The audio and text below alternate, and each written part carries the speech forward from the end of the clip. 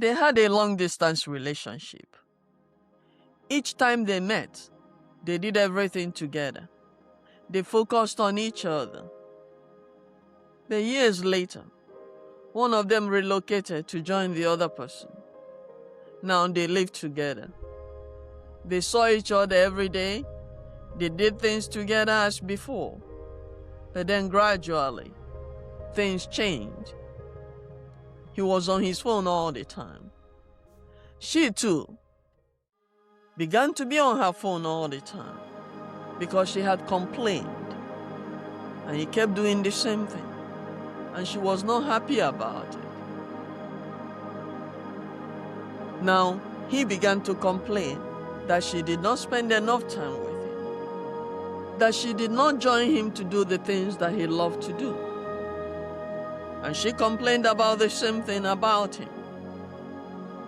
None of them chose to be the first person to change, to please each other.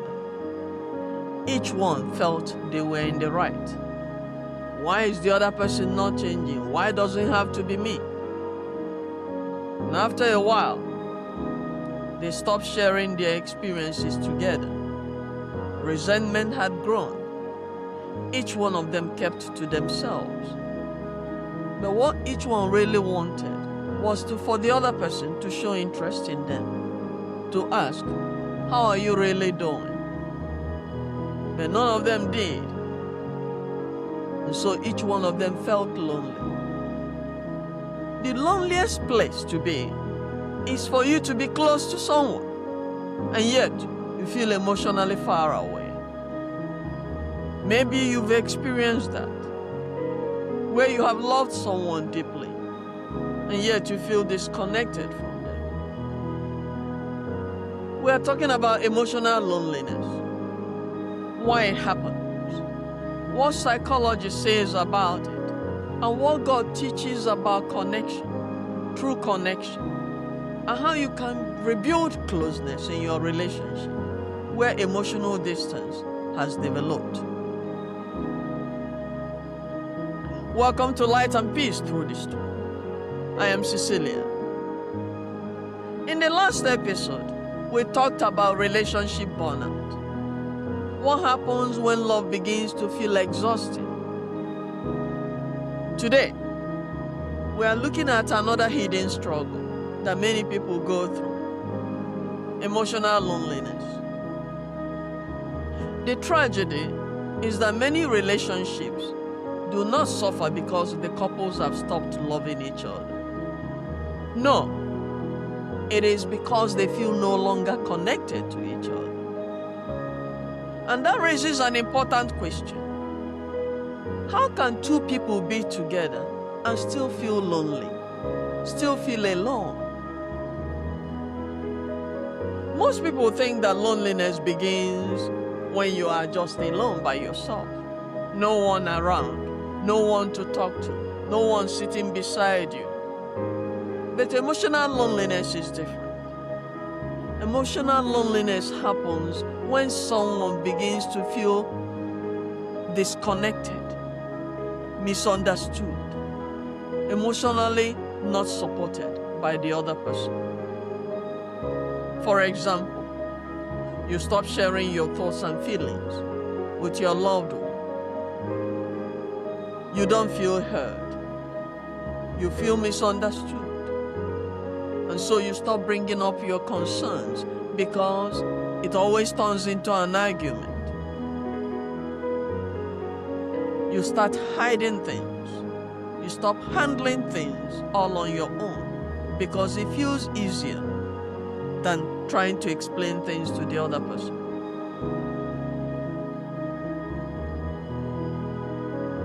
And slowly, things change. You stop reaching for each other for support and connection.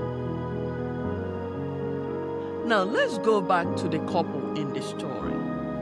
What really happened with them? At the beginning, they talked for hours. They wanted to know everything about each other. They asked questions. They shared their feelings. They noticed little things about each other. But life changed, and so they changed. And their conversations becomes things about schedules. Who is going to pay the bill? Are you going to pick up our kid today? They stopped communicating in the way that really counts.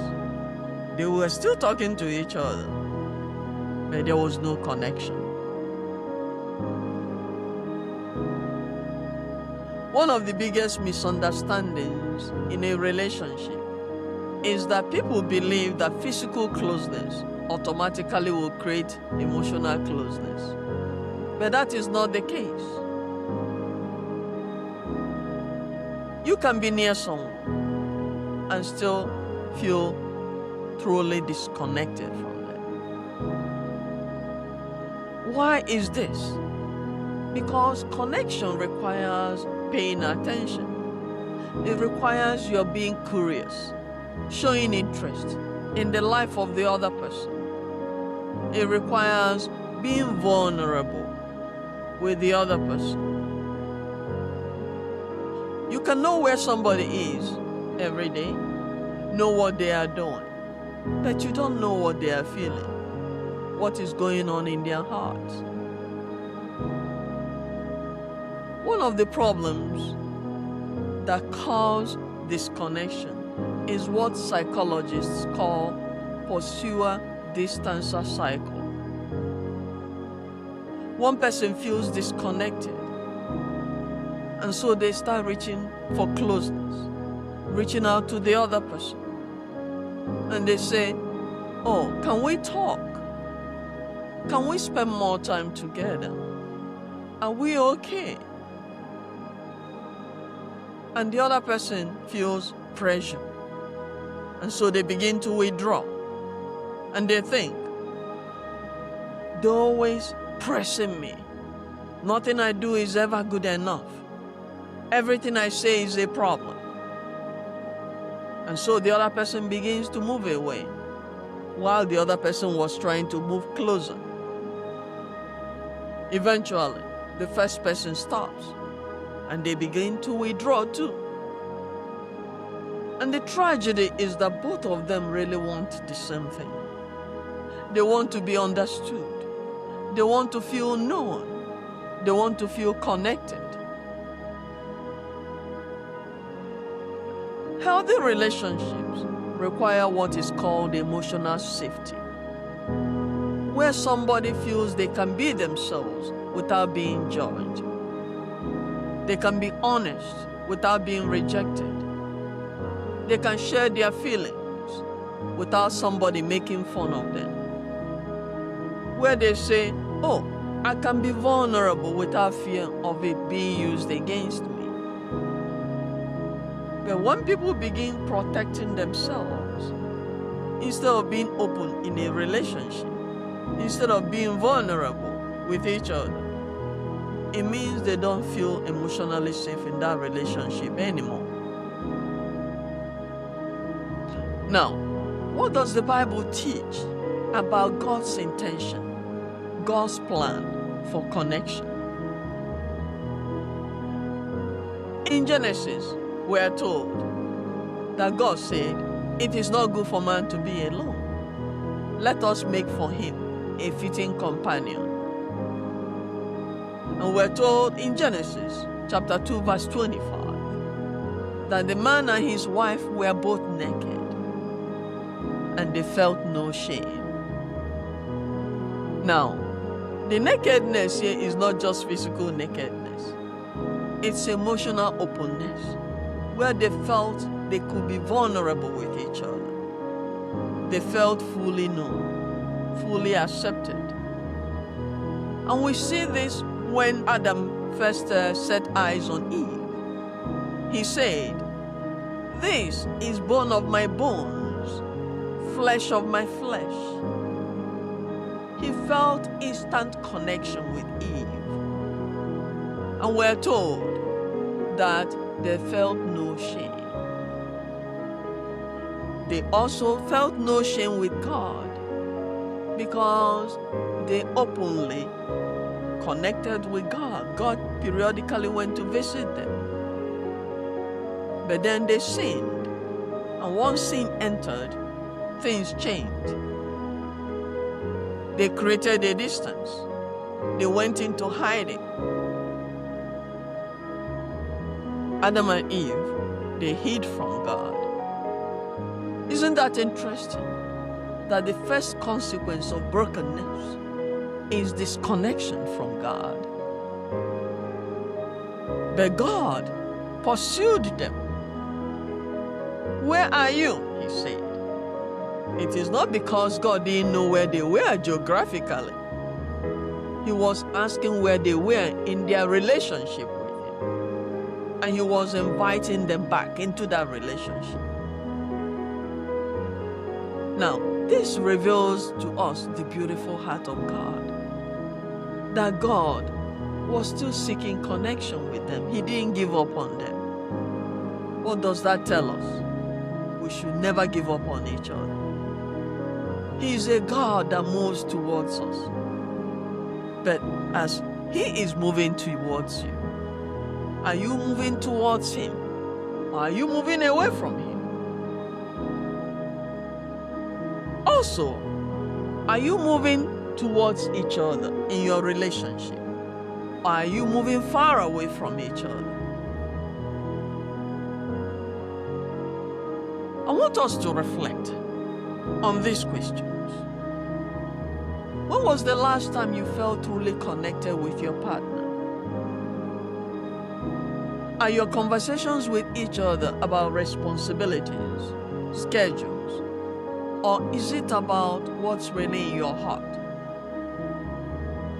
Have you stopped sharing what you think and how you feel because you feel unheard? You feel misunderstood? Have you been confusing being around someone with being connected to them? Now, let's look at practical application, steps that you can take to rebuild connection. I want you this week, this coming week, to take at least 10 minutes. If more than 10 minutes, that's even better. And in these 10 minutes, your goal is not to solve any problems. Your goal is not to talk about who should do this or that, or when they should do this or that. Your goal here is to work on building connection, reconnecting with each other. You ask them, how have you been feeling lately? What does your heart desire? You don't ask them, how was your day? Because when you ask a surface question, you're going to get a surface answer. I want you to go deeper, not just in the words that you ask, but in the tone of voice that you're using. Tone of voice matters very much. So I want you to choose one time this week to intentionally notice someone you love, where you put down your phone, where you stop everything and you fully focus on them, and you ask deep questions. And when you are listening to them, don't start preparing your answers. No, just listen. Because people experience being loved when they feel heard. Let your loved one feel that you are hearing them. In closing, if you feel lonely in your relationship today, I encourage you not to give up. It does not necessarily mean that love is gone in your relationship. No. This is an opportunity for you to turn that loneliness into a chance for you to reconnect, to notice your partner and reconnect with them. Turn it into an opportunity to return to each other and also to return to God. God is waiting for you with open arms. Just as He asked Adam and Eve, where are you? He is now looking for you. He meets you in your relationship where you feel unseen, and He brings you back to rest in Him, to break that distance. Remember that connection cannot be forced. True connection can only happen when the people involved are willing, where the two hearts are willing to reconnect. Thank you for joining me today on Light and Peace Through the Storm. Remember, you can be physically close to someone but emotionally distant. But through honesty, grace, and God's guidance, you can still rebuild that connection. Until next time, keep seeking the light and peace through the storm. Follow Light and Peace Through the Storm on Podbean, Apple Podcasts, Spotify, and all major podcast platforms. To stay connected, visit ceciliapublished.com. You can also find me on YouTube, Facebook, and TikTok. Just search for @Light and Peace Pod.